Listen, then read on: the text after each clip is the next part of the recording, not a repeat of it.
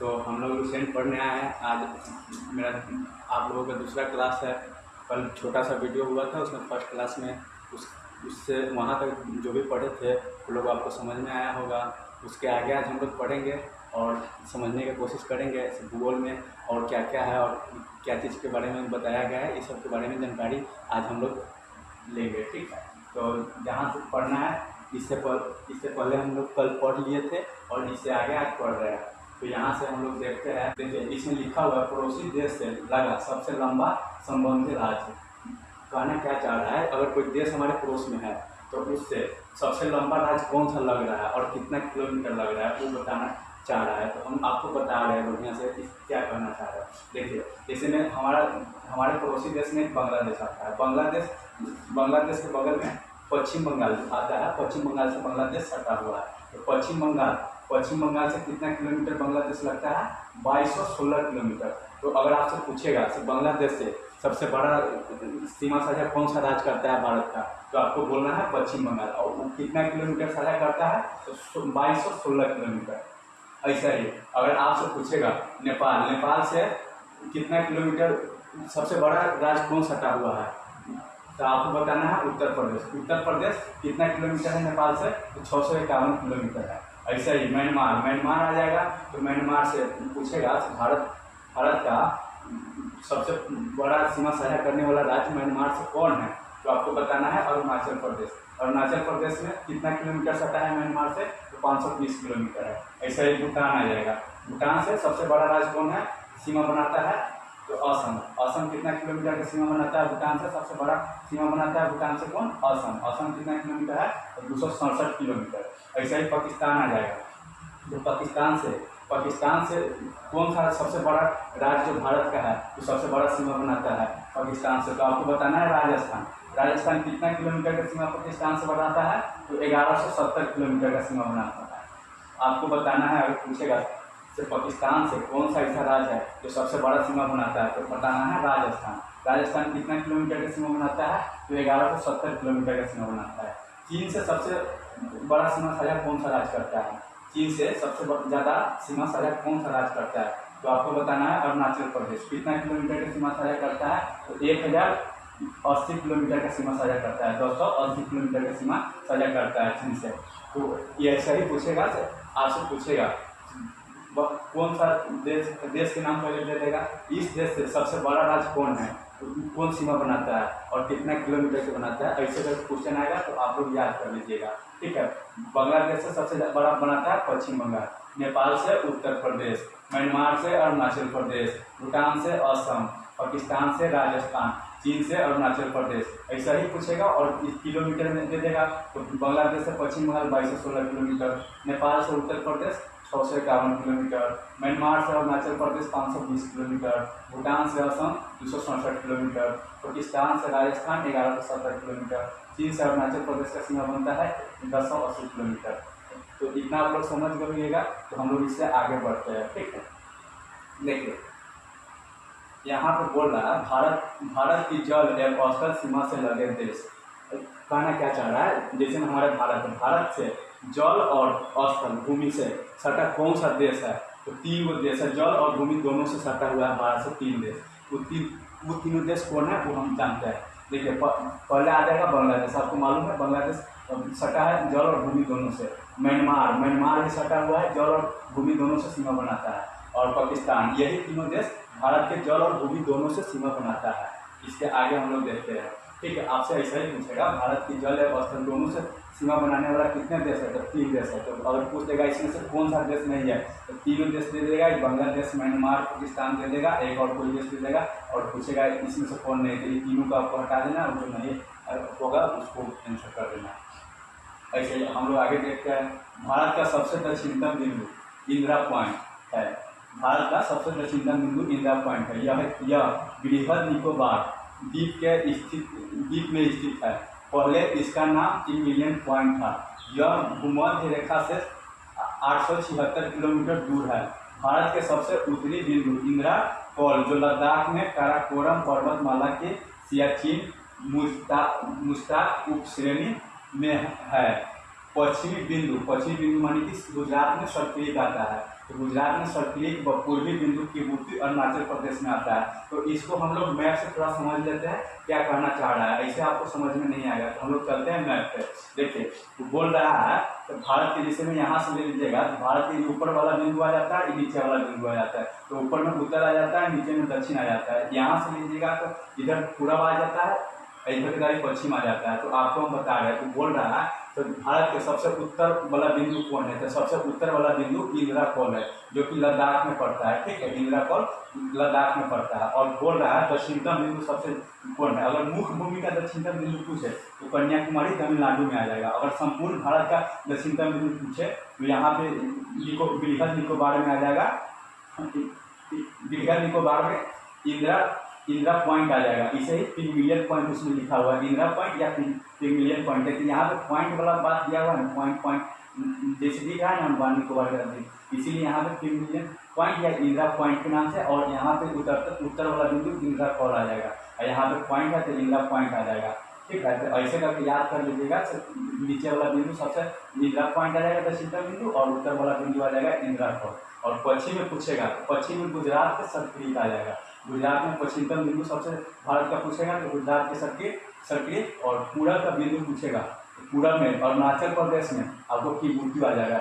सबसे पूरब वाला बिंदु पूछेगा तो किबुतु, सबसे पश्चिम वाला बिंदु पूछेगा तो गुजरात के सर्कलिक, सबसे उत्तर वाला बिंदु पूछेगा तो इंदिरा कॉल। और मुख्य भूमि का अगर पूछे सबसे दक्षिण वाला बिंदु तो कन्याकुमारी आ जाएगा। और संपूर्ण भारत का सबसे दक्षिण वाला बिंदु पूछे तो इंदिरा पॉइंट या पिगमिलियन पॉइंट इसी को कहते हैं। पहले पिगमिलियन पॉइंट कहते थे, अब इंदिरा पॉइंट कहते हैं। और यहाँ से जो भूमध्य रेखा भारत के नीचे में है, वहाँ से भारत का इंदिरा पॉइंट तक के लंबाई कितना है, दूरी कितना है, तो 876 किलोमीटर है। वहाँ पे लिखा हुआ है 876 किलोमीटर। आप लोग देखे 876 किलोमीटर का लंबाई था, मान दूरी था। भूमध्य रेखा से भारत कितना दूर है, तो 876 किलोमीटर। 876 ऐसे करके याद कर लीजिएगा, 876। नीचे भरे आते जाइएगा तो ऐसे समझ में आ जाएगा। तो हम लोग चलते हैं, आप लोग समझ गए लीजिएगा। तो इसके बाद देखते हैं, यही सब लिखा था उसमें। इंदिरा पॉइंट था, इंदिरा पॉइंट सबसे नीचे में था। इंदिरा कॉल था तो सबसे ऊपर में था। पश्चिम में गुजरात में सर्कलिक आता है, और पूरब में किबुतु आ जाता है अरुणाचल प्रदेश में। अब इसके आगे देखते हैं कोलाबा पॉइंट। आपको याद करना पड़ेगा, कोलाबा पॉइंट मुंबई में है। आप लोग बोलिएगा इसमें क्वेश्चन आएगा कोलाबा पॉइंट कहाँ पे स्थित है, तो आपको बताना पड़ेगा तो मुंबई में स्थित है। ऐसे ही आएगा पॉइंट किलिमंजारो। पॉइंट किलिमंजारो कहाँ स्थित है, तो तमिलनाडु में है। ऐसे क्वेश्चन आएगा पॉइंट किलिमंजारो कौन राज्य में स्थित है, तो आपको बताना पड़ेगा तमिलनाडु राज्य में स्थित है। Point Pedro Jaffna. Point Pedro Jaffna Sri Lanka के उत्तरी पूर्वी में है। पूछेगा पॉइंट पेड्रो कहाँ है, तो जाफना कहाँ पड़ता है, श्रीलंका में। श्रीलंका के उत्तरी पूर्वी में स्थित है कौन, पॉइंट पेड्रो। इसके आगे हम लोग देखते हैं भारत या चीन की सीमा को मैकमोहन रेखा कहते हैं। भारत और चीन की सीमा का नाम क्या है, मैकमोहन रेखा। ऐसे ही यह रेखा 1914 में शिमला में निर्धारित की गई थी। भारत और चीन की सीमा को 3 सेक्टर में बांटा गया। आपसे पूछेगा तो भारत और चीन की सीमा को कितने सेक्टर में बांटा गया, तो 3 सेक्टर में बांटा गया है। इसका नाम क्या है, भारत और चीन की सीमा का नाम क्या है, तो मैकमोहन रेखा है। ठीक है, इसके बाद हम लोग देखते हैं काराकोरम रेंज। नोट में लिखा हुआ है, कारण नोट आप लोग बहुत बढ़िया से ध्यान करके याद करिएगा, क्या कि नोट का महत्वपूर्ण पॉइंट रहता है, यहाँ से ज़्यादा क्वेश्चन उठने का चांस रहता है। इसमें लिखा हुआ है काराकोरम रेंज भारतीय उपमहाद्वीप चीन के मध्य एक जल विभाजन बनाती है, जो 70 किलोमीटर लंबा यह ग्लेशियर काराकोरम में सबसे लंबा है, और धरती पर ध्रुवों को छोड़कर दूसरा सबसे लंबा ग्लेशियर है। इसे तीसरा ध्रुव भी कहा जाता है। जैसे मैं क्या कहना चाह रहा है हम बता रहे हैं, काराकोरम रेंज भारतीय उपमहाद्वीप एक चीन के मध्य, मानी कि चीन और भारत के बीच काराकोरम रेंज है, जो सीमा बनाता है। ठीक है, और बांटता है, विभाजन का विभाजक बनाती है। ये कितना किलोमीटर लंबा है ग्लेशियर, 70 किलोमीटर यह ग्लेशियर काराकोरम में सबसे लंबा है। जो काराकोरम में है 70 किलोमीटर का ग्लेशियर है काराकोरम रेंज। यही काराकोरम चीन और भारत को विभाजित करता है। यह धरती पर ध्रुवों को छोड़कर दूसरा सबसे लंबा ग्लेशियर है। ध्रुव को छोड़कर सबसे लंबा ग्लेशियर कौन है, ऐसे पूछेगा ध्रुव को छोड़कर सबसे लंबा ग्लेशियर कौन है, तो काराकोरम रेंज बताना पड़ेगा, काराकोरम रेंज। और इसे तीसरा ध्रुव भी कहा जाता है। आपसे क्वेश्चन आएगा इसमें से तीसरा ध्रुव किसे कहा जाता है, तो आपको बताना पड़ेगा काराकोरम रेंज को तीसरा ध्रुव कहते हैं। अब हम लोग आगे देखते हैं। भारत और अफगानिस्तान के बीच डुरंड रेखा है जो 1896 ईस्वी में सर डुरंड द्वारा निर्धारित की गई थी। अब यह रेखा अफगानिस्तान या पाकिस्तान के बीच है। तो कह रहा है भारत और अफगानिस्तान के बीच कौन रेखा बनता है, तो भारत और अफगानिस्तान के बीच देखिए ये 1896 गलती लिखा हुआ है, 1893 होगा। आप इस 6 को काट के 3 बना सकते हैं क्योंकि 1893 में बंटवारा हुआ था सर डुरंड रेखा, ठीक है। अब भारत और अफगानिस्तान के बीच डुरंड रेखा, क्योंकि उस समय अफगानिस्तान भारत और पाकिस्तान साथ में था, अफगानिस्तान अलग हो रहा था, तो इसलिए वहाँ पे डुरंड रेखा खींचा गया था। कब, तो 1893 में खींचा गया, 1893 ईस्वी में खींचा गया था, जो सर डुरंड द्वारा निर्धारित की गई थी।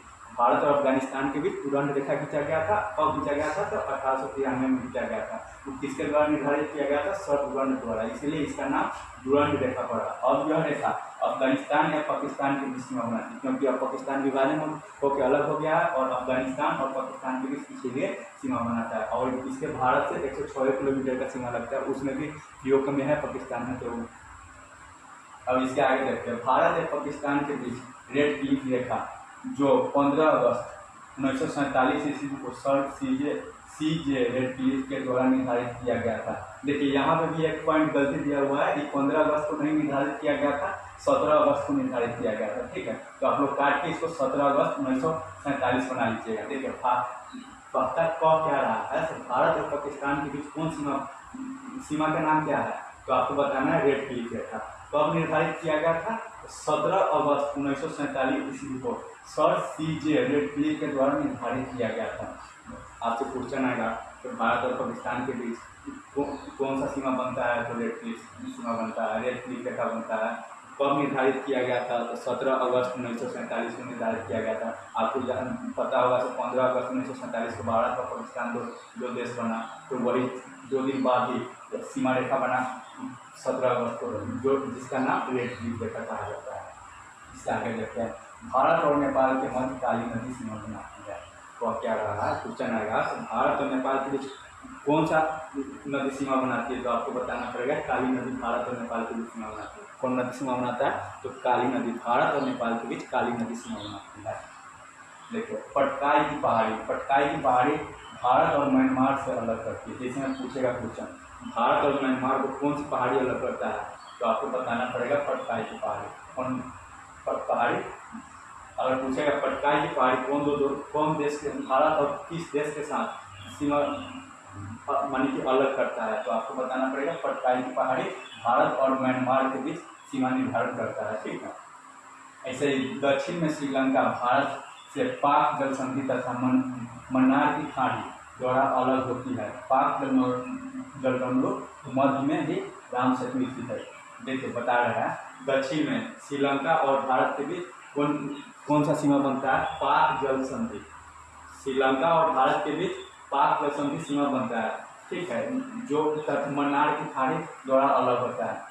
देखिए भारत और श्रीलंका के बीच पाक जल संधि सीमा बनता है। आप पाक जल संधि समझ के पाकिस्तान नहीं मान लीजिएगा, आपसे क्वेश्चन आएगा तो पाक जल संधि कौन से 2 देशों के बीच बनना है, तो आपको बताना पड़ेगा पाक जल संधि भारत और श्रीलंका के बीच सीमा निर्धारण करता है। इसी के मन्नार की खाड़ी द्वारा अलग हो जाता है। जैसे मन्नार की खाड़ी द्वारा कौन से देश भारत द्वारा अलग होता है, तो श्रीलंका मन्नार की खाड़ी द्वारा अलग होता है।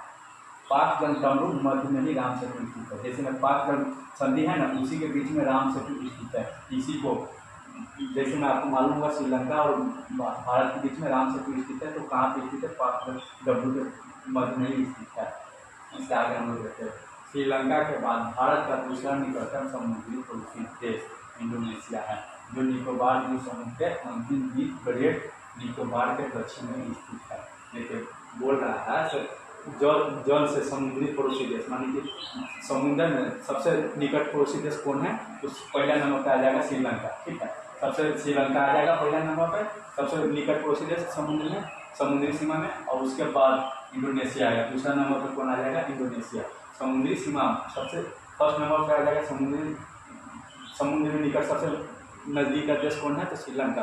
और दूसरा नंबर पर पूछेगा तो इंडोनेशिया, ऐसा ही बता रहा है, ठीक है। जो कि निकोबार के दक्षिण में भी है, जो ग्रेट निकोबार है उसके दक्षिण में इंडोनेशिया है। और हम लोग आगे देखते हैं। भारत का मानक समय रेखा इलाहाबाद के निकट मिर्जापुर से गुजरने वाली 82.5 डिग्री पूर्वी देशांतर रेखा को माना गया है, जो ग्रीनविच समय के 5.5 घंटा आगे है। 82.5 डिग्री पूर्वी देशांतर 5 राज्य से गुजरता है। उत्तर प्रदेश, मध्य प्रदेश, छत्तीसगढ़, उड़ीसा, आंध्र प्रदेश से होकर गुजरती है। तो देखिए कह रहा है ग्रीनविच होता है, जो इंग्लैंड में ग्रीनविच रेखा है ना, वहाँ पे 0 डिग्री आता है। उससे पूरब में हम लोग बसे हुए हैं, तो पूरब में बता रहा है 82.5 डिग्री को बसे हुए। 1 डिग्री में 4 मिनट आता है, ठीक है। तो आप लोग 4 मिनट, 1 डिग्री में 4 मिनट आता है, तो 82.5 डिग्री में 5.5 घंटा आ जाएगा। मिनट में गिनिएगा तो ऐसे ही मिनट में गिनने पर आपको आ जाएगा 5.5 घंटा, मतलब 330 मिनट आ जाएगा, ठीक है। 330 मिनट को अगर गिनिएगा तो 5.5 घंटा, अगर 60 से भाग दीजिएगा तो 5.5 घंटा निकल जाएगा।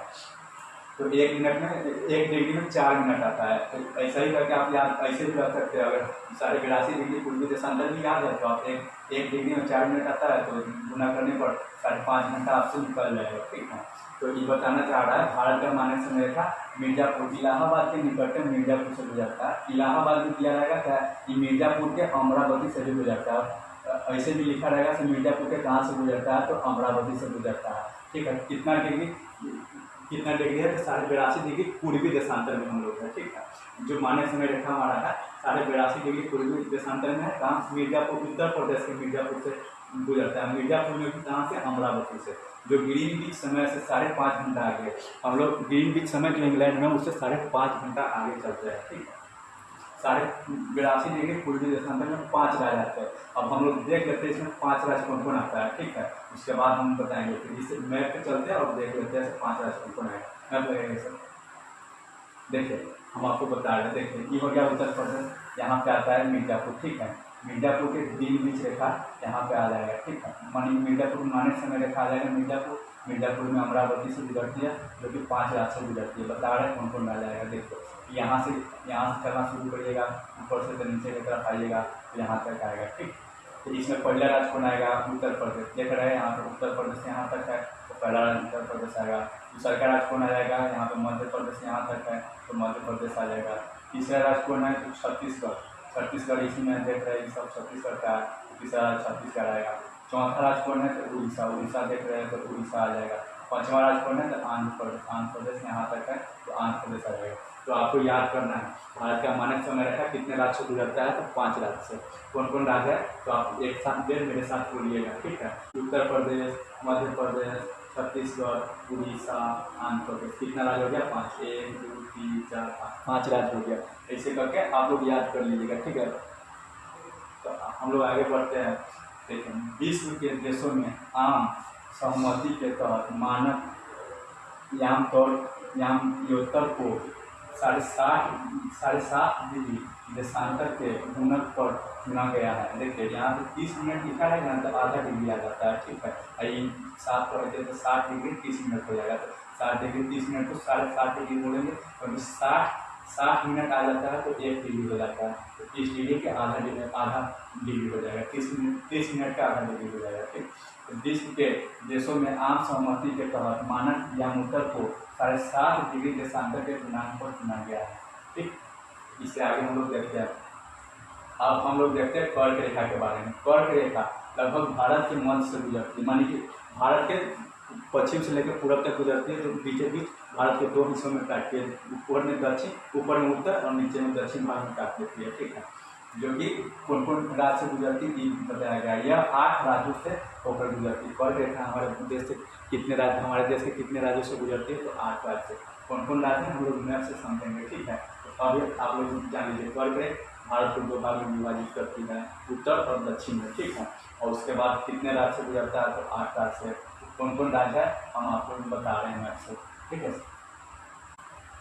देखो आपको बता रहे हैं, देखिए कर्क रेखा यहाँ जो लाल वाला डैश लाइन आपको दिख रहा है, ये कर्क रेखा है, जो कि विषुवत रेखा से 23.5 डिग्री उत्तर की तरफ आइएगा। तो कर्क रेखा आ जाता है। अगर विषुवत रेखा से 23.5 डिग्री नीचे की तरफ जाइएगा तो मकर रेखा आ जाता है। तो यही कितने राज्यों से गुजर रहा है, तो 8 राज्य से गुजर रहा है। वो 8 राज्य कौन कौन है हम आपको बता रहे हैं।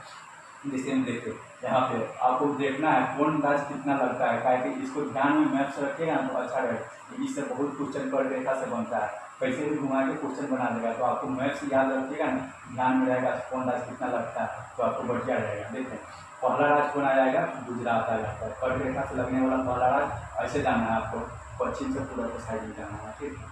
तो कर्क रेखा से लगने वाला पहला राज्य कौन है, गुजरात। दूसरा राज्य कौन है, मध्य। दूसरा राज्य राजस्थान है। देखिए राजस्थान की कलर, पहला राज्य कौन है, गुजरात। दूसरा राजस्थान।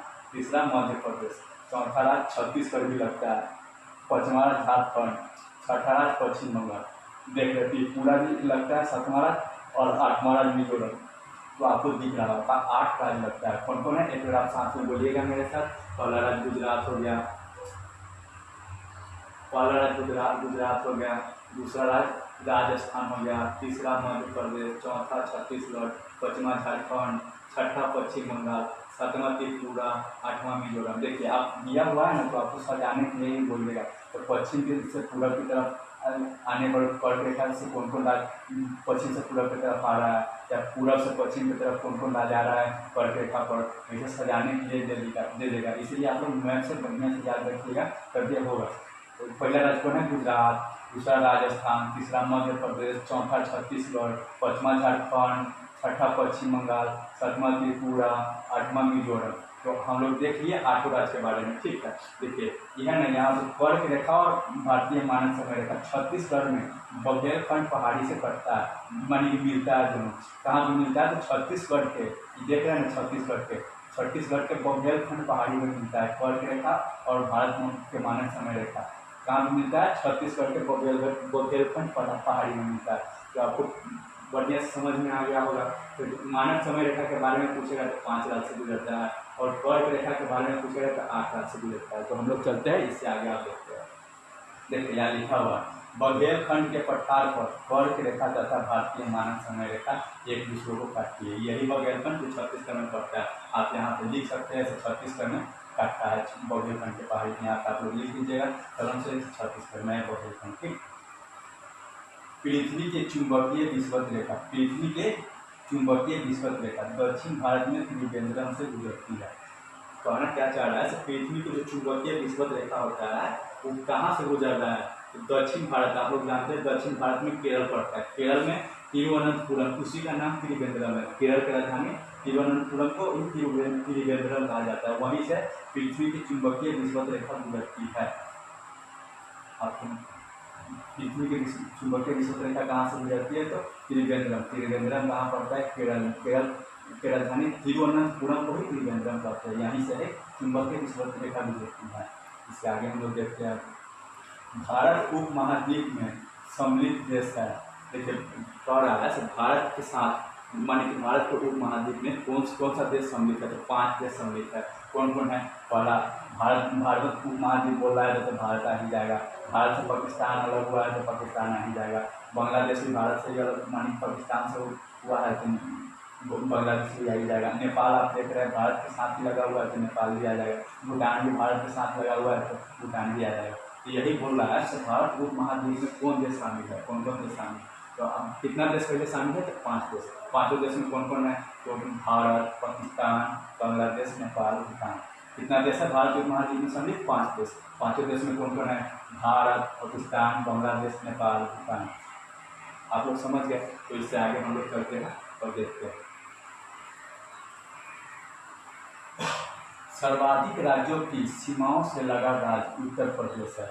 इसकी सीमा 8 राज्य तथा 8 राज्य कौन कौन है, ई और 1 केंद्र शासित प्रदेश से लगता है। ठीक है। तो सर्वाधिक राज्य से कौन राज्य का सीमा लगता है, तो उत्तर प्रदेश। आपसे क्वेश्चन आएगा तो सबसे ज़्यादा राज्य से कौन सा राज्य सीमा लगाता है, तो आपको बताना है उत्तर प्रदेश। कितना राज्य है, तो 8 राज्य और 1 केंद्र शासित प्रदेश से लगाता है। अगर राज्य से पूछेगा तो 8 राज्य बताना है, और केंद्र शासित प्रदेश को लेकर पूछेगा तो 8 राज्य और 1 केंद्र शासित प्रदेश, मतलब 9 हो जाएगा। ठीक है। तो यही बता रहा है सर्वाधिक राज्यों के साथ सर्वाधिक राज्यों की सीमाओं से लगा राज्य उत्तर प्रदेश है। इसकी सीमा 8 राज्यों से लगता है। वो 8 राज्य कौन कौन है हम आपको बता रहे हैं, सब मैप पर लगे। देखो जैसे में उत्तर प्रदेश आ गया, ठीक है, उत्तर प्रदेश से 8 राज्य लगा हुआ है। कौन कौन राज्य लगा हुआ है हम आपको बता रहे हैं, मैप से समझाएंगे तो ज़्यादा याद आ जाएगा, ठीक है। तो आपको बता रहे देखिए, पहला हम इधर से ही ले लेते हैं। पहला अपना बिहार लगा हुआ है, उसके बाद यहाँ पर देख रहे हैं झारखंड भी लगा हुआ है, उसके बाद यहाँ पे छत्तीसगढ़ लगा हुआ है, यहाँ पे मध्य प्रदेश भी है, यहाँ राजस्थान है, यहाँ पे हरियाणा है, यहाँ पे दिल्ली जो केंद्र शासित प्रदेश हमारा राजधानी है वो भी है, यहाँ पे उत्तराखंड, हिमाचल प्रदेश भी यहाँ पर थोड़ा सा लगा हुआ है, उत्तराखंड लगा हुआ है। कितना राज्य हो गया, 8 राज्य। हम आपको बता रहे हैं 8 राज्य कैसे हुआ। बिहार यहाँ पर देखिए, पहला, दूसरा झारखंड, तीसरा छत्तीसगढ़, चौथा मध्य प्रदेश, पाँचवा राजस्थान, छठा हरियाणा, सातवां हिमाचल प्रदेश और आठवां उत्तराखंड। और एक केंद्र शासित प्रदेश के बारे में पूछा तो दिल्ली भी उत्तर प्रदेश से लगा हुआ। तो यही बात बताना चाह रहे हैं आप लोग एक मिनट मेरे साथ बोलिएगा कौन कौन राज्य उत्तर प्रदेश से लगा हुआ है, और माइंड में बैठाने का कोशिश करिएगा। मैप से बैठा लीजिएगा तो कभी नहीं भूलिएगा, ठीक है।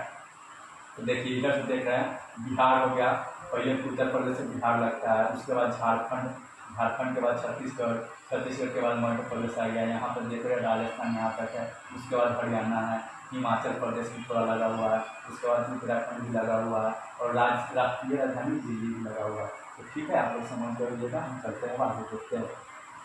देखो यहाँ पे लिखा हुआ है 8 राज्य के बारे में बताते हैं, उत्तराखंड, हिमाचल प्रदेश, हरियाणा, राजस्थान, मध्य प्रदेश, छत्तीसगढ़, झारखंड, बिहार। जो हम आपको बताया है वही सब है। उत्तर प्रदेश की सीमा राष्ट्रीय राजधानी क्षेत्र दिल्ली से भी लगती है, आपको दिखाया है, तो दिल्ली से भी उत्तर प्रदेश का सीमा लगता है। अब हम लोग आगे देखते हैं। भारतीय राज्यों में गुजरात राज्य की तट रेखा सर्वाधिक लंबी 1663 किलोमीटर। देखें क्या कहना चाह रहा है, सर भारत के सबसे बड़ा मान लीजिए समुद्री सीमा कौन राज्य का लगता है, समुद्र से कौन सा राज्य सबसे बड़ा सीमा लगाता है, समुद्र से गुजरात सबसे बड़ा सीमा लगाता है, ठीक है। कितना किलोमीटर का लगाता है, तो 1663 किलोमीटर का। अगर इसी में आ जाए तो दूसरा सबसे बड़ा राज्य कौन है जो समुद्र की सीमा लगाता है, तो आपको बताना है आंध्र प्रदेश। अगर तीसरा राज्य पूछे तो सबसे बड़ा सीमा कौन लगाता है, तो तमिलनाडु। ऐसे दो तीन, कभी कभी गुजरात में देखे आंध्र प्रदेश से दे दे, या दूसरा पूछिए तो दूसरा आ जाएगा आंध्र प्रदेश, और तीसरा बोलेगा तो तमिलनाडु, ठीक है। आप लोग समझ लीजिएगा क्या करना चाह रहा है। सबसे बड़ा तट रेखा मानी कि समुद्र से रेखा कौन सा राज्य लगाता है, तो गुजरात, दूसरा आंध्र प्रदेश, तीसरा तमिलनाडु। गुजरात के कितना किलोमीटर का लगता है, तो 1663 किलोमीटर। आप लोग याद रखिएगा 1663 किलोमीटर पूछ सकता है, ठीक है। तो इसके बाद हम लोग देखते, इसके बाद देखिए, इसके बाद आंध्र प्रदेश की तट रेखा लंबी है, मतलब गुजरात के बाद आंध्र प्रदेश, उसके बाद तमिलनाडु। भारत के 9 राज्य तट रेखा से लगे हैं। कह रहा है समुद्र से कितने राज्य भारत का लगा है, तो भारत का 9 राज्य समुद्र से लगा है। कौन कौन राज्य है हम लोग मैप से समझ लेते हैं, ऐसे में अच्छा रहेगा। तो चलते हैं मैप पे। देखिए हम आपको लाइन से समझा रहे हैं। देखिए गुजरात का सीमा यहाँ से यहाँ तक लगा हुआ, देखने में नहीं लग रहा है सबसे बड़ा सीमा, ऐसे ऐसे करते हैं, मान लीजिए इसमें सबसे बड़ा सीमा गुजरात का होगा। उसके बाद दूसरा नंबर पे आता है आंध्र प्रदेश का सीमा, ठीक है। तीसरा नंबर पे तमिलनाडु का सीमा आ जाता है, ऐसे करके दिया हुआ है, ठीक है। तो आपको लाइन से हम बता रहे हैं। गुजरात पहला देख लीजिएगा, फर्स्ट नंबर पर गुजरात आ जाएगा, दूसरा नंबर पर आंध्र प्रदेश आएगा, तीसरा नंबर पर तमिलनाडु आ जाएगा, फिर महाराष्ट्र आ जाएगा, फिर उड़ीसा आ जाएगा, कर्नाटक आ जाएगा, पश्चिम बंगाल आ जाएगा, केरल आ जाएगा, गोवा भी लगता है। तो 8 राज्य समुद्र से सीमा 9 राज्य बनाता है। कौन कौन है, एक लाइन से हम लोग बढ़िया से देख सकते हैं। देखिए पहला राज्य गुजरात, दूसरा राज्य महाराष्ट्र आ जाएगा, यहाँ से गोवा है तो गोवा भी आ जाएगा, 3 राज्य हो गया। चौथा राज्य कर्नाटक आ गया, पाँचवा राज्य केरल आ गया, छठा राज्य तमिलनाडु आ गया, सातवां आंध्र प्रदेश, और आठवां उड़ीसा, और 9वां पश्चिम बंगाल। 9 राज्य हो गया, जिसमें सबसे बड़ा गुजरात और सबसे छोटा गोवा लगाता है, ठीक है। तो आप लोग समझ के रहिएगा। एक बार और देख लेते हैं कि 9 राज्य कौन कौन है सबसे ज़्यादा समुद्र से सीमा लगाता है। तो गुजरात, महाराष्ट्र, गोवा, कर्नाटक, केरल, तमिलनाडु, आंध्र प्रदेश, उड़ीसा, पश्चिम बंगाल, यही 9 राज्य लगाता है मात्र समुद्र से सीमा। इसमें भी सबसे बड़ा गुजरात, दूसरा नंबर पे आंध्र प्रदेश, और तीसरा नंबर पे तमिलनाडु आता है। और सबसे छोटा है पूछे तो सबसे छोटा सीमा समुद्र से कौन लगाता है, तो गोवा के लगता है। तो आप लोग समझ लीजिएगा, और हम लोग आगे चलते हैं और देखते हैं।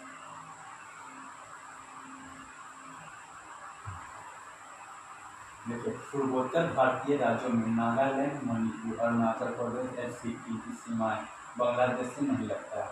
आपको हम कल बताया थे कि कौन कौन राज्य बांग्लादेश से सीमा लगाता है, उसी में बता रहा है कौन कौन राज्य। तो उत्तर भारत में 8 राज्य आ जाता है, उस 8 राज्य में कौन कौन राज्य बांग्लादेश से सीमा नहीं लगाता है ये बोल रहा है। तो इसमें आपको देखना है, नागालैंड नहीं लगाता है बांग्लादेश की सीमा, मणिपुर नहीं लगाता है, अरुणाचल प्रदेश नहीं लगाता है, सिक्किम नहीं लगाता है। तो ये 4 राज्य नहीं लगाता है। इसका मतलब पूर्वोत्तर राज्य का 4 राज्य लगाता है सीमा और एक पश्चिम बंगाल लगाता है। तो इन चारों राज्य कौन था बांग्लादेश से सीमा लगाने वाला? एक था मेघालय, असम, मेघालय, असम, त्रिपुरा, मिजोरम, मेघालय, असम, त्रिपुरा, मिजोरम और एक पश्चिम बंगाल जो पूर्वोत्तर राज्य नहीं आता है। तो पश्चिम बंगाल इधर से आ गया और 4 राज्य हो गया, मेघालय, असम, त्रिपुरा, मिजोरम। ये चारों राज्य बांग्लादेश से लगाता है और एक पश्चिम बंगाल, 5 राज्य बांग्लादेश से सीमा लगाता है। इसके बाद हम लोग देखते हैं पाकिस्तान सीमा से लगे 3 भारतीय राज्य। पाकिस्तान से 3 राज्य और 2 यूटी लगता है, ठीक है। पाकिस्तान से 3 राज्य लगता है और 2 यूटी मानिए केंद्र शासित प्रदेश सीमा बनाता है। तो कौन कौन राज्य है हम सब देख लेते हैं। पाकिस्तान से देखिए सबसे बड़ा सीमा लगाता है राजस्थान जो 1170 किलोमीटर का है। उसके बाद गुजरात लगाता है तो कितना है 506 किलोमीटर का है। उसके बाद पंजाब लगाता है जो 425 किलोमीटर का है। और 2 केंद्र शासित प्रदेश कौन है आप जानते हैं, जम्मू कश्मीर और लद्दाख। 2 केंद्र शासित प्रदेश कौन हो गया, जम्मू कश्मीर और लद्दाख। पाकिस्तान से सबसे बड़ा सीमा कौन लगाता है, तो राजस्थान। अगर बांग्लादेश से पूछे सबसे बड़ा सीमा कौन लगाता है तो पश्चिम बंगाल लगाता है, ठीक है। और इसके आगे चलते हैं अरुणाचल प्रदेश। अरुणाचल प्रदेश की सीमा पूरब में म्यांमार से, पश्चिम में भूटान से, एक उत्तर में चीन से मिलती है। आपसे पूछेगा कौन सा ऐसा राज्य है जो 3 देशों से मिलती है, 3 देशों से सीमा लगाती है, तो आपको बताना है अरुणाचल प्रदेश। क्वेश्चन इससे आएगा तो आप कौन सा ऐसा राज्य है जो 3 देशों से सीमा बनाती है, तो अरुणाचल प्रदेश है जो 3 देशों से सीमा बनाती है। कौन कौन देश आप देख लेते हैं। देखिए यहाँ पर दिया हुआ भूटान, चीन और म्यांमार। भूटान और चीन तीनों देश है अरुणाचल प्रदेश का सीमा लगता है। देखिए अरुणाचल प्रदेश के पश्चिम में आ जाएगा भूटान, ऊपर उत्तर में चल जाएगा चीन और पूरब में चल जाएगा म्यांमार। यही बताना चाह रहा है, पूरब में म्यांमार, पश्चिम में भूटान और उत्तर में चीन आ जाएगा। तो इससे आगे हम लोग देखते हैं, इतना आपको कुछ समझ में आ गया होगा। और आगे करिए। देखिए अब क्या कर रहा है, सिक्किम की सीमा नेपाल, भूटान और चीन से भी मिलती है। ये भी वही क्वेश्चन हो गया, ठीक है। अगर आपसे पूछेगा कौन सा ऐसा राज्य है जो 3 मानी कि 3 देश से सीमा बनाता है, कहीं अरुणाचल प्रदेश नहीं दिया रहेगा, सिक्किम दे दिया जाएगा, सिक्किम नहीं दिया रहेगा तो अरुणाचल प्रदेश से दिया जाएगा। तो आपको बताना है सिक्किम के 3 देशों से सीमा बनाता है। कौन कौन देश से, तो नेपाल से भी बनाता है, भूटान से भी बनाता है, चीन से। क्योंकि जानते हैं सिक्किम के पश्चिम में नेपाल आ जाता है, ऊपर उत्तर में चीन चला जाता है और पूरब में भूटान आ जाता है। तो सिक्किम के 3 देशों से सीमा बनाता है। देखिए तीनों और बांग्लादेश से घिरा राज्य त्रिपुरा, तीनों और घिरा मतलब त्रिपुरा। आप ऐसे याद रख लीजिएगा, आपसे पूछा क्वेश्चन तीनों और बांग्लादेश देश से कौन सा राज्य घिरा हुआ है, तो त्रिपुरा। तीनों और मतलब त्रिपुरा, 3 मतलब त्रिपुरा, ऐसे याद कर लीजिएगा। तो बांग्लादेश से तीनों ओर से घिरा कौन सा राज्य है, तो त्रिपुरा राज्य है जो तीनों ओर से घिरा हुआ है। केवल उत्तर पूरब में है यह असम और मिजोरम से मिलती है। कह रहा है तो तीनों ओर से घिरा कौन सा ऐसा राज्य है जो बांग्लादेश से तीनों ओर से घिरा है, तो त्रिपुरा। और उत्तर पूरब में असम और मिजोरम से त्रिपुरा का सीमा बनता है, ठीक है। आपसे क्वेश्चन आएगा से त्रिपुरा का सीमा कौन जो राज्य से बनता है, तो आपको बताना है असम और मिजोरम। अगर पूछेगा तीनों ओर से बांग्लादेश से घिरा कौन सा राज्य है, तो त्रिपुरा, ठीक है। हम लोग इसके आगे देखते हैं यानियाफ दर्रा जो हमारे अरुणाचल प्रदेश के पास है, ब्रह्मपुत्र नदी भारत में प्रवेश करती है। ये यानियाफ दर्रा, इसमें हम लोग दर्रा पढ़ेंगे तो बताएंगे कौन दर्रा कहाँ पे है। तो यानियाफ दर्रा कहाँ पे है, तो यानियाफ दर्रा अरुणाचल प्रदेश में है। आपसे पूछेगा क्वेश्चन तो भारत में कौन दर्रा से ब्रह्मपुत्र नदी प्रवेश करती है, तो आपको बताना है यानियाफ दर्रा। यानियाफ दर्रा से ब्रह्मपुत्र नदी भारत में प्रवेश करती है। ये यानियाफ दर्रा कहाँ पे है, तो अरुणाचल प्रदेश में। अगर ऐसे भी क्वेश्चन आ सकता है तो अरुणाचल ब्रह्मपुत्र नदी किस राज्य में भारत में प्रवेश करती है, तो अरुणाचल प्रदेश में बताना। और दर्रा से पूछे तो कौन दर्रा से प्रवेश करती है भारत में, तो यानियाफ दर्रा से बताना। इसके बाद हम लोग देखते हैं, ऐसे हम पहले देख लेते हैं यहाँ पे दर्रा के बारे में, उसके बाद यहाँ से हम लोग बताते हैं। देखिए दिया हुआ है भारत के प्रमुख दर्रा और राज्य केंद्र शासित प्रदेश के बारे में। कौन दर्रा किस राज्य में या किस केंद्र शासित प्रदेश में है। देखिए आपको याद करना पड़ेगा। दर्रा से क्वेश्चन बहुत ज़्यादा आता है, तो इसलिए बढ़िया से याद करना पड़ेगा। ये काराकोरम दर्रा लद्दाख में पड़ता है, जो जिला दर्रा लद्दाख में पड़ता है, अधीर दर्रा लद्दाख में पड़ता है। आप लोग एक साथ बोलिएगा, काराकोरम जो जिला अधीर, काराकोरम जो जिला अधीर लद्दाख में, तीनों दर्रा लद्दाख में पड़ता है। काराकोरम जो जिला अधीर दर्रा कहाँ पड़ता है, तो लद्दाख में पड़ता है। हम आपको याद कराने की कोशिश करते हैं, पहले एक बार पढ़ लेते हैं, उसके बाद फिर से याद कराने की कोशिश करेंगे। तो आपसे क्वेश्चन आएगा काराकोरम दर्रा किस राज्य में पड़ता है, तो आपको बताना है लद्दाख में पड़ता है। या पूछेगा लद्दाख में इसमें से कौन सा दर्रा नहीं पड़ता है, तो 3 दर्रा दे देगा, एक दर्रा इधर से कोई दे देगा, तो आपको तीनों दर्रा को छांट लेना है और इधर का दर्रा बता देना है। ठीक है, ऐसे भी क्वेश्चन आ सकता है। तो देखिए काराकोरम दर्रा किस राज्य में पड़ता है, तो लद्दाख में पड़ता है। जो जिला दर्रा किस राज्य में पड़ता है, तो लद्दाख में पड़ता है। और अधीर दर्रा कहाँ पड़ता है, लद्दाख में पड़ता है। आप लोग साथ में बोलिएगा तो अच्छा से याद हो जाएगा। काराकोरम दर्रा कहाँ पे है, लद्दाख में। जो जिला दर्रा कहाँ है, लद्दाख में। अधीर दर्रा कहाँ पे है, लद्दाख में है। ठीक है, आप इसके आगे देखते हैं काराकोरम जो जिला अधीर, कैसे करके याद कर लिए, काराकोरम जो जिला अधीर, काराकोरम जो जिला अधीर, 4-5 बार बोलिएगा, काराकोरम जो जिला अधीर लद्दाख में, काराकोरम जो जिला अधीर, तो याद हो जाएगा। उसके बाद देखते हैं जम्मू कश्मीर में कौन कौन सी दर्रा पड़ता है। जम्मू कश्मीर में पीर पंजाल दर्रा, बनिहाल दर्रा और गुजिला दर्रा। जम्मू कश्मीर में कौन कौन दर्रा है, 3 गो दर्रा है, पीर पंजाल दर्रा, बनिहाल दर्रा और गुजिला दर्रा। ठीक है, तो आपसे पूछेगा जम्मू इसमें से पीर पंजाल दर्रा कौन राज्य में पड़ता है, तो बताना है जम्मू कश्मीर में। बनिहाल दर्रा किस राज्य में पड़ता है, तो जम्मू कश्मीर में। गुजिला दर्रा किस राज्य में पड़ता है, तो जम्मू कश्मीर में। याद करिए, पीर पंजाल, बनिहाल, गुजिला, पीर पंजाल, बनिहाल, गुजिला, 3 दर्रा जम्मू कश्मीर में पड़ता है। इसके बाद हम लोग देखते हैं हिमाचल प्रदेश में कौन कौन सा दर्रा पड़ता है। तो हिमाचल प्रदेश में भी 3 दर्रा है। तो हिमाचल प्रदेश में हम लोग देख रहे हैं सिरकिला दर्रा, रोहतांग दर्रा, बारालाचा दर्रा। हिमाचल प्रदेश में भी 3 दर्रा दिया हुआ है। तो क्वेश्चन आएगा तो हिमाचल प्रदेश में कौन सा दर्रा पड़ता है, तो ये 3 को रहेगा और एक्स्ट्रा भी है, लेकिन इसमें जितना लिखा हुआ है उतना ही हम बताएंगे, क्योंकि हम लोग स्टैंड से पढ़ना चाह रहे हैं तो सेंट्रल लाइन में पढ़ सकते हैं। सिरकिला दर्रा हिमाचल प्रदेश में। रोहतांग दर्रा कहाँ पड़ता है, तो हिमाचल प्रदेश में। बारालाचा दर्रा कहाँ पड़ता है, तो हिमाचल प्रदेश में। आपसे पूछेगा सिरकिला दर्रा किस राज्य में है, तो बताना है हिमाचल प्रदेश में। रोहतांग दर्रा किस राज्य में पड़ता है, तो हिमाचल प्रदेश में। बारालाचा दर्रा किस राज्य में पड़ता है, तो हिमाचल प्रदेश में। इसके बाद हम लोग देखते हैं उत्तराखंड में कौन कौन दर्रा आता है। तो उत्तराखंड में भी देख लेते हैं 3 दर्रा आ रहा है, लिपुलेख दर्रा, माना दर्रा, नीति दर्रा। तो उत्तराखंड में कौन कौन है, लिपुलेख, माना, नीति। लिपुलेख, माना, नीति, आप लोग बोलने की कोशिश करिएगा मेरे साथ। उत्तराखंड में कौन कौन दर्रा आ रहा है, लिपुलेख, माना, नीति, लिपुलेख, माना, नीति, या माना, नीति, लिपुलेख, माना, नीति, लिपुलेख। उनका भी करके याद करिएगा तो अच्छा से याद हो जाएगा। तो पूछेगा उत्तराखंड में कौन दर्रा आ रहा है, तो लिपुलेख, माना, नीति। या पूछेगा उत्तराखंड में कौन सा दर्रा इस चारों में से नहीं आ रहा है, पूछेगा इसमें से उत्तराखंड में कौन सा दर्रा नहीं है, तो आप कैसे छांट सकते हैं। जैसे नीति, माना, लिपुलेख, माना, नीति, 3 दर्रा उत्तराखंड में आ रहा है, तो 1 दर्रा नाथुला दर्रा है, जो नहीं आ रहा है, ऐसे क्वेश्चन आ जाएगा। ठीक है, छांटने के लिए भी दे सकता है या ऐसे भी पूछ सकता है, लिपुलेख किस राज्य में है, माना किस राज्य में है, नीति किस राज्य में है। कहाँ है लिपुलेख, कहाँ है, उत्तराखंड में। माना दर्रा कहाँ है, उत्तराखंड में। नीति दर्रा कहाँ है, उत्तराखंड में। एक बार बोलिएगा लिपुलेख, माना, नीति, लिपुलेख, माना, नीति कहाँ पर पड़ता है, उत्तराखंड में। इससे आगे हम लोग देखते हैं सिक्किम में कौन कौन दर्रा पड़ रहा है। सिक्किम में 2 दर्रा पड़ रहा है, नाथुला दर्रा, जयलेपला दर्रा। आप लोग बढ़िया से याद करने का कोशिश करिएगा। नाथुला, जयलेपला, नाथुला, जयलेपला दर्रा कहाँ पड़ रहा है, सिक्किम में। नाथुला, जयलेपला, नाथुला, जयलेपला सिक्किम में पड़ रहा है। कहाँ पर सिक्किम में कौन कौन दर्रा पड़ रहा है, तो नाथुला, जयलेपला, मात्र 2 ही दर्रा सिक्किम में आ रहा है।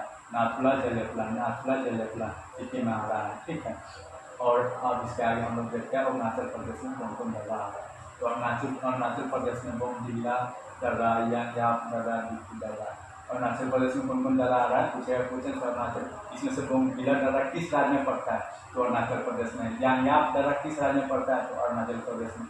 दिखु दर्रा किस राज्य में पड़ता है, तो अरुणाचल प्रदेश में। क्वेश्चन आ जाएगा, तो एक बार याद करिए बढ़िया से। बोमडिला, यांगयाप, दिखु, बोमडिला, यांगयाप, दिखु, 3 दर्रा किस राज्य में पड़ रहा है, तो अरुणाचल प्रदेश में। बोमडिला, यांगयाप, दिखु, दिखु, यांगयाप, बोमडिला, दिखु, यांगयाप, बोमडिला। उनका करके भी याद करिएगा तो ज़्यादा याद रहेगा। ठीक है, कहाँ पर पड़ता है, बोमडिला, यांगयाप, दिखु, अरुणाचल प्रदेश में। उदू दर्रा किस राज्य में पड़ रहा है, उदू दर्रा मणिपुर में। एक दर्रा है जो पूरी तरह मणिपुर में पड़ रहा है, ठीक है। यही यांग्याप दर्रा जो अरुणाचल प्रदेश में, यहीं से ब्रह्मपुत्र नदी भारत में प्रवेश करती है, जो कि कहाँ में पड़ता है यांग्याप दर्रा, अरुणाचल प्रदेश, यहीं से ब्रह्मपुत्र नदी भारत में प्रवेश करती है। तो हम लोग यहाँ तक देखे हुए थे यांग्याप दर्रा के पास से ब्रह्मपुत्र नदी भारत में प्रवेश करती है, ठीक है। जो यांग्याप दर्रा कहाँ पे है, यांग्याप दर्रा अरुणाचल प्रदेश में। इसके आगे हम लोग देखते हैं जोजिला दर्रा का निर्माण सिंधु नदी द्वारा, सितकिला दर्रा का निर्माण सतलज नदी के द्वारा होता है, जलेपला दर्रा का निर्माण तीस्ता नदी के द्वारा हुआ है, ठीक है। इसमें पढ़ रहा है जोजिला दर्रा, जो कि जोजिला दर्रा का निर्माण सिंधु नदी के द्वारा होता है। सितकिला दर्रा आपको पता है, सितकिला दर्रा कहाँ पे, हिमाचल प्रदेश में है। तो सितकिला दर्रा का निर्माण सतलज नदी के द्वारा होता है। और जलेपला दर्रा कहाँ है, सिक्किम में जलेपला दर्रा है। तो सिक्किम में तीस्ता नदी बहती है, तो तीस्ता नदी से उन दर्रा का निर्माण होता है। तो जलेपला एक बार और देख लेते हैं। देखो ये जो जिला दर्रा है कहाँ पर बहता है, लद्दाख में बहता है। तो लद्दाख में बहता है, तो लद्दाख में जो जिला दर्रा है तो कौन नदी से बनता है, सिंधु नदी से। आपसे क्वेश्चन आएगा, तो जो जिला दर्रा किस नदी से बनता है, तो सिंधु नदी से। कहाँ पे है, तो लद्दाख में है, ठीक है। आपसे पूछेगा सितकिला दर्रा का निर्माण किस नदी से होता है, तो सतलज नदी से। सितकिला दर्रा है कहाँ पे, हिमाचल प्रदेश में। जलेपला दर्रा आपको अभी पता है, जलेपला दर्रा कहाँ है, सिक्किम में है। सिक्किम में जलेपला दर्रा का निर्माण किस नदी से होता है, तो नदी से तीस्ता नदी से होता है, ठीक है। आप बढ़िया से याद हो गया होगा, समझ गया। सिंधु नदी से कौन सा दर्रा का निर्माण होता है, तो जो जिला दर्रा का। सतलज नदी से कौन सा नदी का निर्माण होता है, तो सितकिला दर्रा का। तीस्ता नदी से कौन सा नदी का निर्माण होता है, तो जलेपला दर्रा का निर्माण होता है, ठीक है। अब हम लोग आगे देखते हैं। लद्दाख में स्थित काराकोरम दर्रा भारत का सबसे ऊंचा दर्रा है, जिसकी ऊंचाई 5624 मीटर है। यह यहाँ से चीन को जाने वाली एक सड़क बनाई गई। देखिए कह रहा है भारत का सबसे ऊंचा दर्रा कौन है, तो आपको बताना है काराकोरम दर्रा। कहाँ पे पड़ता है, तो लद्दाख में पड़ता है, ठीक है। इसकी ऊंचाई कितनी है, तो 5624 मीटर है, जो कि चीन को जाने वाली एक सड़क बनाई गई है, जिसमें काराकोरम दर्रा से चीन जाने के लिए एक सड़क बनाई गई है, जो लद्दाख में पड़ता है। इसकी सबसे ऊंची दर्रा भारत का सबसे ऊंची दर्रा कौन है, तो काराकोरम दर्रा लद्दाख में पड़ती है, और यहाँ से चीन जाया जाता है। चीन के जाने के लिए एक सड़क बनाई गई, ठीक है। अब हम लोग आगे समझते हैं। राष्ट्रीय राजमार्ग A1 लेह को जोजिला दर्रा होते हुए कश्मीर घाटी से जोड़ता है। आपको बताया जोजिला दर्रा कहाँ पे है, लद्दाख में। तो राष्ट्रीय राजमार्ग यानी कि नेशनल हाईवे होता है, इसका इंग्लिश में नाम है नेशनल हाईवे, जिसे हम लोग NH शॉर्ट में कहते हैं। A1 यानी कि एक ए बता रहा है कहाँ, लेह को जोजिला दर्रा होते हुए कश्मीर घाटी से जोड़ता है। मतलब लेह से कश्मीर को कौन दर्रा जोड़ता है, तो जोजिला दर्रा जोड़ता है। जोजिला दर्रा किस राजमार्ग पर स्थित है, तो 1A पर स्थित है। क्वेश्चन आएगा, तो जोजिला दर्रा किस राजमार्ग पर स्थित है, तो 1A पर, नेशनल हाईवे 1A पर स्थित है। कहाँ से कहाँ किसको जोड़ता है, जोजिला दर्रा कौन से दो शहरों को जोड़ता है, कश्मीर घाटी से जोड़ता है। कहाँ, लेह को कश्मीर घाटी से जोड़ता है, ठीक है। बट पूछेगा क्वेश्चन से लेह से कश्मीर घाटी को कौन दर्रा जोड़ता है, तो जोजिला दर्रा जोड़ता है। जोजिला दर्रा किस राज्य में है, तो केंद्र शासित प्रदेश में है, तो लद्दाख में है। लद्दाख में भी किस राजमार्ग पर है, 1A पर है। लेह से कश्मीर तक कौन दर्रा जोड़ता है, जोजिला दर्रा जोड़ता है। ऐसे ही हम लोग आगे देखते हैं। रोहतांग दर्रा आपको मालूम होगा कहाँ पे, अभी पर है हिमाचल प्रदेश में। कुल्लू घाटी को हिमाचल प्रदेश की लाहौर और स्पीति घाटी से जोड़ता है। यह मनाली और लेह को सड़क मार्ग से जोड़ता है। इस दर्रे का पुराना नाम टुंगू था। देखिए बता रहा है, रोहतांग दर्रा कुल्लू घाटी को हिमाचल प्रदेश की लाहौर और स्पीति घाटियों से जोड़ता है। मतलब देखिए कुल्लू घाटी भी हिमाचल प्रदेश में, स्पीति घाटी भी हिमाचल प्रदेश में, और रोहतांग दर्रा अभी पढ़ा है हिमाचल प्रदेश में। तो कुल्लू घाटी को स्पीति घाटी से जोड़ता है, लाहौर और स्पीति घाटी को जोड़ता है। दोनों कहाँ पे, हिमाचल प्रदेश में। क्वेश्चन आएगा, तो कुल्लू घाटी को हिमाचल प्रदेश की लाहौर और स्पीति घाटी से जोड़ने वाला दर्रा। देखिए क्वेश्चन आएगा, कुल्लू घाटी से लाहौर और स्पीति को जोड़ने वाला दर्रा का नाम क्या है, तो रोहतांग दर्रा। रोहतांग दर्रा कहाँ पे, हिमाचल प्रदेश में। और ऐसे भी क्वेश्चन आ जाएगा, कुल्लू और स्पीति लाहौर घाटी कहाँ पड़ता है, तो हिमाचल प्रदेश में, ठीक है। यह मनाली और लेह को सड़क मार्ग से जोड़ता है। इसे में रोहतांग का हिमाचल प्रदेश में है, तो आपको मालूम होगा मनाली कहाँ पर पड़ता है, हिमाचल प्रदेश में, और लेह कहाँ है, लद्दाख की राजधानी लेह है। इस सड़क मार्ग प्रदान करता है मनाली और लेह। क्वेश्चन आएगा से मनाली और लेह को सड़क मार्ग कौन सा जगह प्रदान करता है, तो रोहतांग दर्रा जो है मनाली और लेह को सड़क मार्ग प्रदान करता है। ठीक है, इस तरह का पुराना नाम अगर पूछेगा रोहतांग दर्रे का पुराना नाम क्या था, तो बुकुटुबी था। ठीक है, अभी इसका नाम रोहतांग दर्रा हो गया। ऐसे भी पूछा जा सकता है सर बुकुटुबी दर्रा किस राज्य में है, तो हिमाचल प्रदेश में। इसका नया नाम क्या है, तो रोहतांग दर्रा। इसके आगे हम लोग देखते हैं बुर्जिला दर्रा, श्रीनगर से दिल्ली को जोड़ता है। ये आपको पता है बुर्जिला दर्रा कहाँ पे है, तो जम्मू कश्मीर में है। पूछेगा तो श्रीनगर से दिल्ली को जोड़ने वाली दर्रा कहाँ कौन सी है, तो बुर्जिला दर्रा। कौन सी दर्रा है, बुर्जिला। श्रीनगर से दिल्ली है। श्रीनगर आपको मालूम है जम्मू कश्मीर की राजधानी है दिल्ली, जम्मू कश्मीर पड़ता है। श्रीनगर से दिल्ली को कौन दर्रा जोड़ता है, तो बुर्जिला दर्रा। बुर्जिला दर्रा कहाँ पे है, तो जम्मू कश्मीर में। बारालाचा दर्रा हिमाचल प्रदेश लद्दाख को जोड़ती है। देखो आपको पता है, अभी बताया है बारालाचा दर्रा कहाँ पे स्थित है, तो हिमाचल प्रदेश में है। बारालाचा दर्रा किसको जोड़ता है, हिमाचल प्रदेश से लद्दाख को जोड़ती है। आपसे पूछना है कि हिमाचल प्रदेश से लद्दाख को जोड़ने वाली दर्रा का नाम क्या है, तो बारालाचा। पूछना रहेगा लद्दाख से हिमाचल प्रदेश को जोड़ने वाली दर्रा का नाम क्या है, तो बारालाचा। आप इसके आगे देखते हैं बारालाचा किसको जोड़ते हैं, हिमाचल प्रदेश से लद्दाख को जोड़ते हैं। आगे देखते हैं बनिहाल दर्रा। बनिहाल दर्रा जम्मू कश्मीर में है। बनिहाल दर्रा से जम्मू से श्रीनगर जाने का मार्ग जोड़ती है।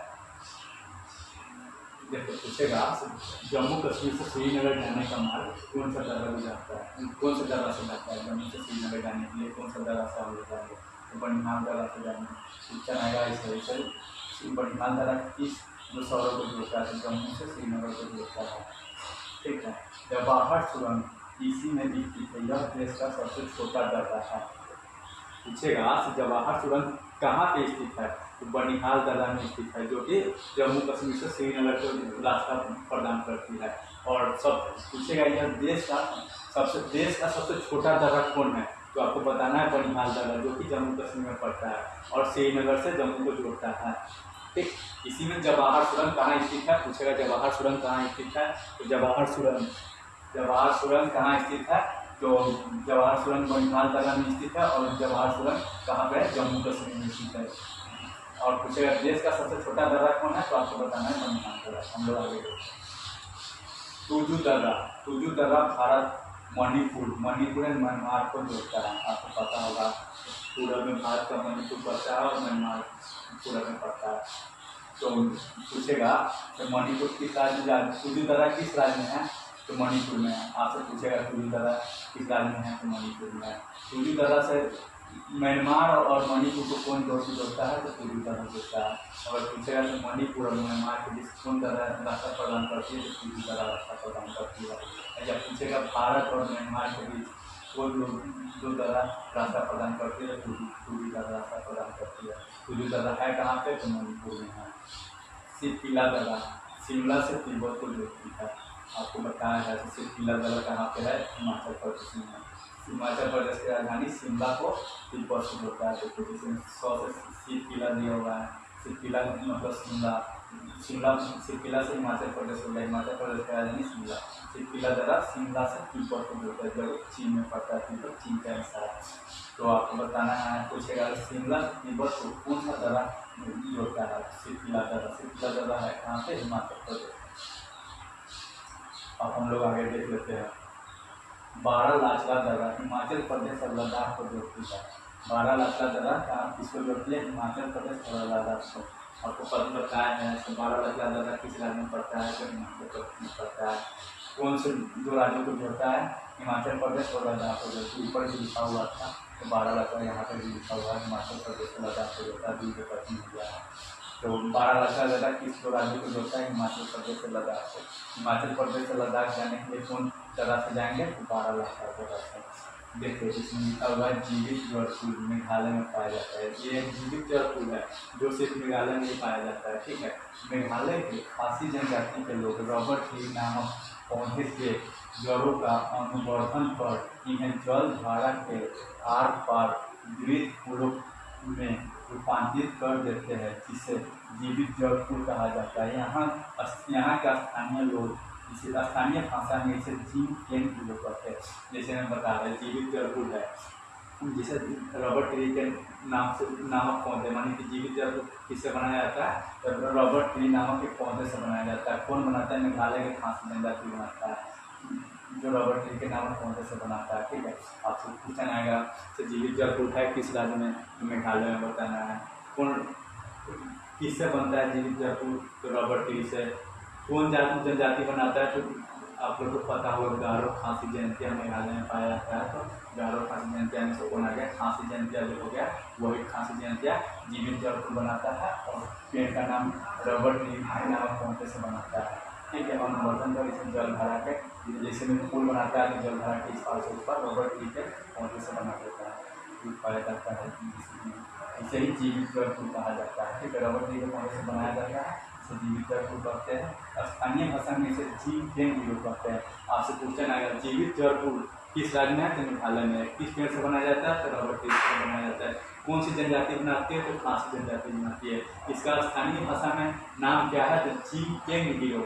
इसका स्थानीय जीवित जलपुर का नाम क्या है, स्थानीय भाषा में मेघालय में कहा जाता है, तो जीव केन प्रयोग के नाम से जाना जाता है। ठीक है, हम लोग आगे देखते हैं। तीन और चंद्राकार समुद्र तट कन्याकुमारी में स्थित है।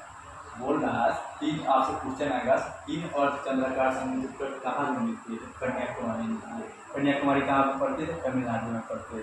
तो आपसे क्वेश्चन आएगा तीन और चंद्राकार समुद्र तट कहाँ पे मिलती है, तो कन्याकुमारी में। कन्याकुमारी रहेगा तमिलनाडु रहेगा, तो कन्याकुमारी रहेगा तो कन्याकुमारी मान लीजिएगा, तमिलनाडु राज्य रहेगा तो तमिलनाडु में मान लीजिए। ठीक, भारत में रामेश्वरम के निकट धनुषकोडी और श्रीलंका में कलैयामनार के बीच समुद्र में दूरी प्रवाल की एक रेखा है, जिसे राम सेतु या आनंद का पुल कहा जाता है। जैसे बता रहा है भारत में रामेश्वर के निकट, आपको पता होगा रामेश्वर भारत में पड़ता है, जो कि तमिलनाडु से थोड़ा हट के आगे है, तमिलनाडु में पड़ता है। धनुषकोडी और श्रीलंका में, धनुषकोडी भारत में पड़ता है, श्रीलंका में कलैयामनार के बीच, मानिए रामेश्वर के निकट धनुषकोडी और कलैयामनार के बीच में क्या पड़ता है, तो राम सेतु पड़ता है। ठीक है, जो भी हुई प्रवाल द्वीप है, जिसे हम लोग आदम के पुल भी कहते हैं। आपसे क्वेश्चन पूछेगा जैसे आदम के पुल या राम सेतु कहाँ पर है स्थित है, तो भारत के रामेश्वर के निकट धनुषकोडी से लेकर श्रीलंका के कलैयामनार के बीच में स्थित है। क्वेश्चन कैसे आएगा, रामेश्वर के मानी कि राम सेतु कहाँ पर पड़ता है, श्रीलंका और भारत के बीच में पड़ता है, पहले ऐसे पूछेगा।